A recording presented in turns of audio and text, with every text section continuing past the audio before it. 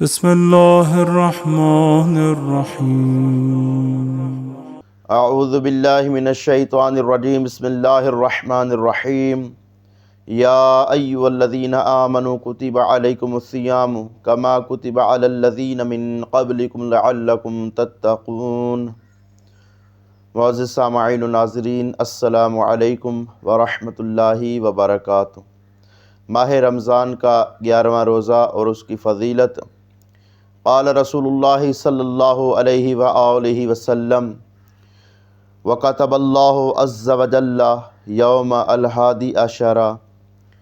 رسول خدا صلی اللہ علیہ وآلہ وسلم فرماتے ہیں کہ 11ویں روز اللہ رب العزت تمہارے لیے ثواب اربع حجۃ، 4 حجوں کا ثواب، و عمرات، اور 4 عمروں کا ثواب تمہارے نامہ اعمال میں درج کر دیتا ہے۔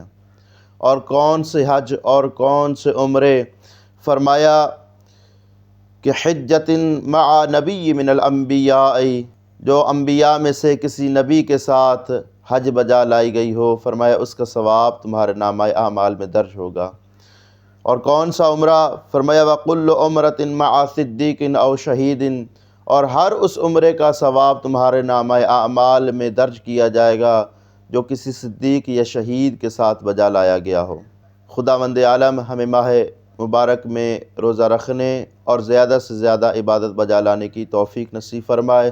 وآخر دعوانا ان الحمد للہ رب العالمین، والسلام علیکم ورحمۃ اللہ وبرکاتہ۔